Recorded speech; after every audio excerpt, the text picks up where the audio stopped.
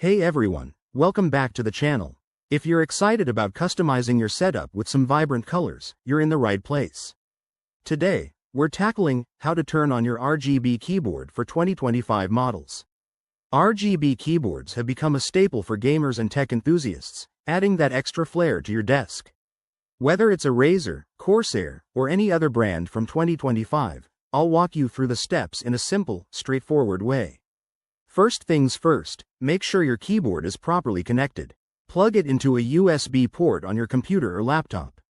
For most 2025 models, it should be plug and play, but if it's wireless, ensure it's charged and paired via Bluetooth or the provided receiver. Once that's done, locate the RGB function key. This is usually a dedicated button or FN key combination, like FN plus F5 or something similar. Check your keyboard's manual for specifics. Press that key, and you should see the lights flicker to life. If nothing happens, don't panic. Head over to your computer's settings. For advanced control, download the manufacturer's software.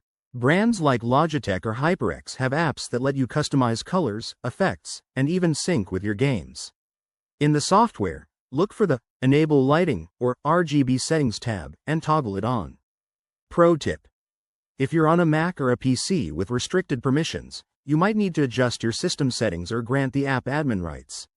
One common issue is outdated drivers, so always keep your keyboard's firmware up to date through the manufacturer's website.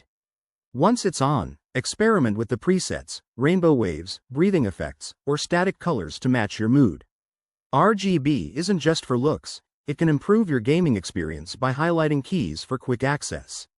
And there you have it. Your keyboard is now glowing and ready to go.